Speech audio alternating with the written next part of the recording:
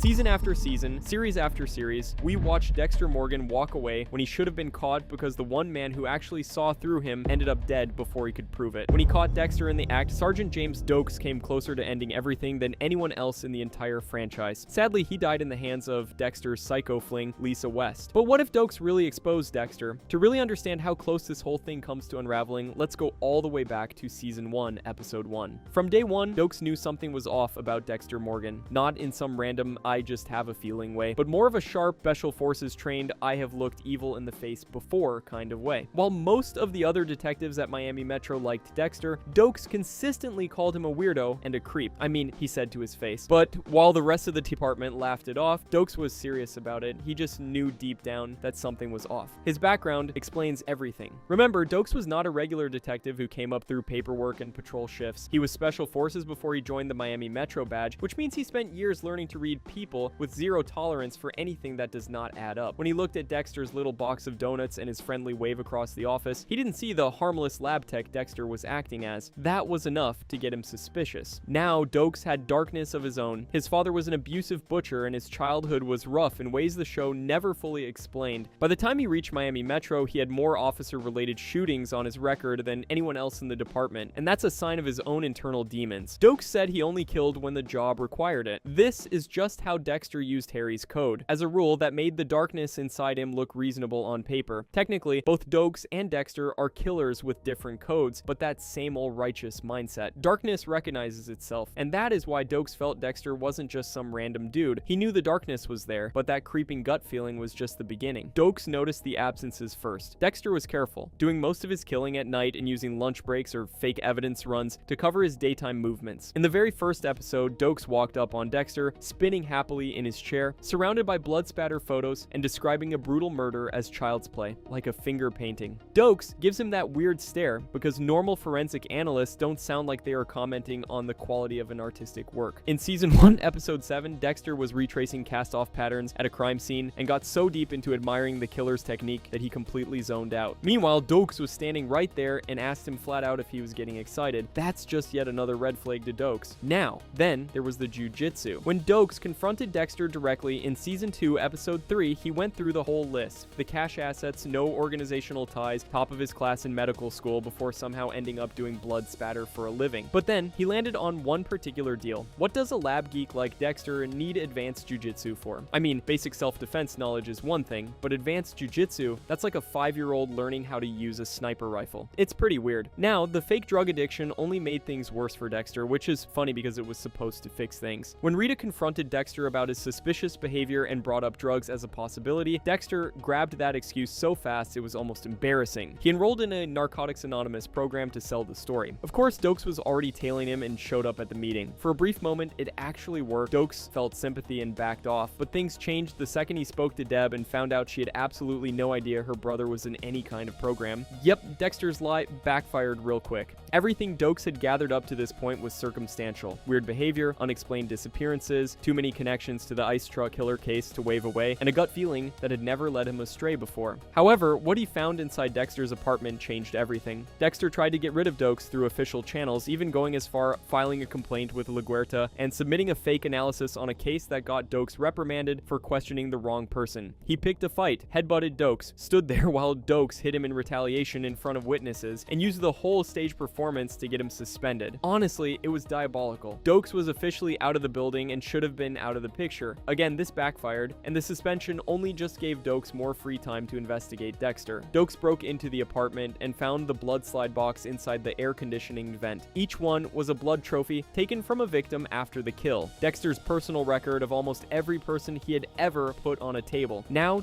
Doakes did not fully understand what he was holding when he pulled the box out. He knew they were trophies though, so he took the box. Then he flew to Haiti, used a former Special Forces contact to begin analyzing the slides for DNA confirmation, and left the box in his car trunk while traveling to avoid customs issues. From there, what had been a gut feeling and a suspicion only became 46 pieces of hard evidence. Eventually, Doakes tracked Dexter to a cabin in the Everglades and found him dealing with Santos Jimenez, the man responsible for his mother's murder. There, they fought, with Doakes shooting Dexter in the leg just before Dexter got the better of him first and locked him in a cage. What happened inside that cage is one of the most important exchanges in the entire franchise. Doakes had military-grade mental discipline, and he was not going to crack. He refused to give Dexter anything. But Dexter, backed into a corner for the first time in his life, did something almost unheard of. He told the truth. From there, they talked about the code, with Doakes calling him a freak. He also showed a grudging, deeply uncomfortable respect that neither of them knew what to do with. Then Doakes hit him with the fact that Harry Morgan did not die of heart disease. The official story was fiction. Harry had walked in on a young Dexter in the middle of dismembering his first victim, and what he saw broke him completely. He vomited and told young Dexter to stay away. 3 days later, he overdosed on his heart medication. It was a suicide. Doakes had been carrying that information like a loaded weapon, and he finally used it. In the right hands, that detail alone was enough to displace Dexter. In canon, Lila West showed up before any of it could go further. She had stolen Dexter's GPS tracker, followed it out to the Everglades, and Doakes told her everything, including that Dexter Morgan is the Bay Harbor butcher, and hoping she would do something useful with it. She did do something. She set the cabin on fire, wedged the door shut with an axe, and watched the whole thing explode. Doakes died trying to get out. The FBI found his burned body, and the blood slides in Doakes' car. They wrapped the case up with a bow. Doakes was the Bay Harbor butcher who killed himself rather than face arrest. Case closed. The most dangerous witness in the franchise went out in a fire started by a woman who was in love with the man he was trying to expose. You really cannot write that. Now, let's remove Lila from the equation. The most direct alternate timeline is the one where Doakes survives, either by breaking free before Lila ever arrives, or by surviving the blast long enough to reach someone with the evidence. He has everything already assembled. He just needs to get to LaGuerta, Lundy, or the FBI before Dexter can make a move. Now, if he does reach one of them and exposes Dexter, this is what would happen. We'd see Dexter getting picked up at Miami Metro or at home. A raid on his apartment and boat finds the plastic wrap, the tools, and whatever else is left. And then the press conference that changes everything. Miami Metro's own blood spatter analyst is the Bay Harbor butcher, the man who has been sitting inside the BHB investigation the entire time, analyzing the very crime scenes he created was the killer the FBI and the whole Miami department was chasing. Dexter's first instinct would be to hold the mask together. Harry trained him to stay calm, find the angle, and look for the frame. In the opening moments of the arrest, he would be running through options. Someone else to blame, evidence to discredit, a story to construct. Doakes' direct knowledge shuts all of it down. You can't discredit someone who was in the cabin and heard the confession from 2 feet away and survived to tell the tale. Harry's ghost in Dexter's head would no longer be whispering reassurances. Every vision of Harry would be accusatory. The code, which had been Dexter's entire anchor and justification, starts coming apart because the code was built on one fundamental rule: never get caught. And Doakes catching him was proof that the code had a flaw the size of one very persistent cop. There's a second version of events that some people argue is even more catastrophic, and it branches off much earlier. What if Doakes had skipped the Haiti trip entirely and walked straight to Lundy or LaGuerta the moment he pulled the blood slide box out of that air conditioning vent? The slides go into the FBI analysis immediately. They get matched to Bay Harbor butcher victims in real time inside the same lab Dexter worked in every day. His own trophies become Exhibit A in his own undoing. Every angle Dexter tries, claiming evidence, building the story that Doakes was the BHB, it all falls apart completely because Doakes reported the box before Dexter knew it was gone. There's no time to construct the counter-narrative. Doakes walks Dexter out of Miami Metro Forensics in handcuffs in front of everyone, and whatever dignity Dexter spent a decade carefully maintaining goes out the door with him. One detail fans have picked at for years is whether Lundy actually knew more than he ever said. Whether he accepted the evidence against Doakes as conveniently clean enough to close the case without asking the harder questions. In this timeline, that option is gone. Lundy has to face the evidence at full value. No convenient framing, just 46 slides and a shady forensic analyst with no good explanation for having them. The damage does not stop at the arrest. It radiates outward through every relationship Dexter has ever built, and almost none of them come out of it whole. Deborah Morgan takes the worst hit, and that is saying something, given everything Deb went through. Her whole identity was built around Dexter as the one stable, trustworthy thing in a life that had handed her a lot of instability. Finding out her brother is the Bay Harbor butcher, the case she has been working, the killer she has been hunting, is not just a betrayal, it is a full collapse. What happened to her in season 8 would have only happened sooner. A mental breakdown followed by a quick resignation from the force would follow. Her relationship with Lundy, already complicated, would not survive the scandal. Some analysis suggests she might eventually go vigilante herself, not to help Dexter, but to hunt him and people like him, driven by the same righteous fury she always had, but now aimed at the person she trusted most. Honestly, very Deb energy. Rita's situation is horrible too. She built a real life with Dexter. She believed she had finally found a genuinely good man who was stable, present, and safe for her kids. Every single moment of that life was a performance perfectly constructed to maintain cover. It would look like nothing more. Learning that is not a small thing to process. Whether she would walk immediately or go through a period of confused, conflicted support before finally leaving depends on which version of Rita you think was closer to the surface. Either way, Cody and Aster grow up knowing the truth, and that reshapes everything about who they become. And of course, there would be no Harrison. Folks, catch catching Dexter when he had the chance ruptures his relationship with Rita before they ever have the chance to conceive Harrison. Luckily for Aster and Cody, their mom gets the chance to live a full life,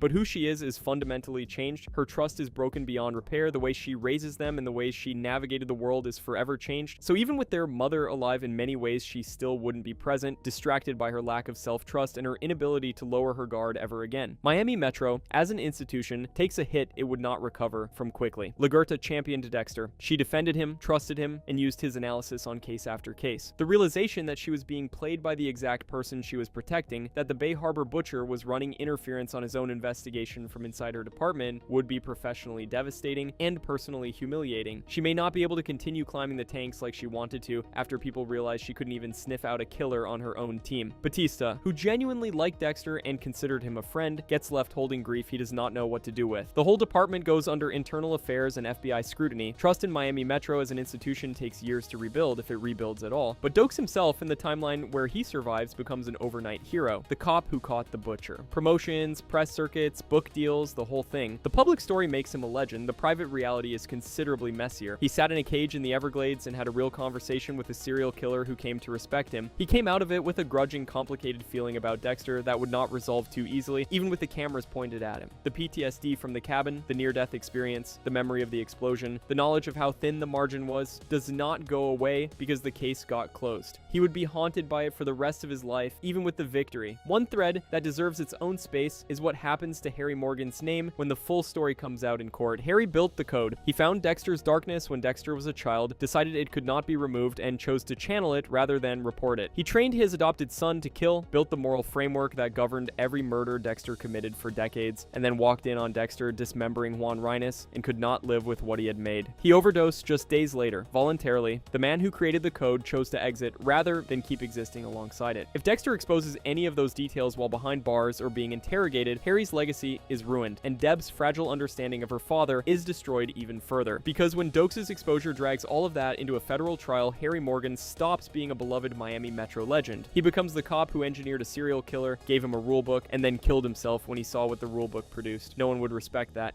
He'd be hated, and understandably so. The code that Dexter always framed as a form of justice, a failsafe that was protecting innocent people, gets reframed by prosecutors as the operational manual of a man who dressed up a compulsion as a moral philosophy. Everything Dexter built his self-image on gets dismantled in open court, and Harry cannot defend himself. He has been gone for years. And what would he even say? In a way, it is the most fitting ending for the man who built a monster and then left someone else to deal with it. Zoom out from the immediate damage, and the picture gets even more dramatic. Doakes' survival doesn't just change season 2, it erases every season after it. Trinity versus Dexter never happens. Arthur Mitchell killed for 30 years before he met Dexter with no issue. Dexter is what stopped him. With Dexter in custody or running from the law after being exposed, Trinity keeps operating. Maybe Lundy stops him eventually, but maybe Lindy still dies at the hands of Trinity's daughter before he has the chance. That means dozens of additional innocent people are ripe for the picking. And of course, Rita is never murdered in a bathtub. Harrison does not spend his entire childhood shaped by that specific loss because he never exists.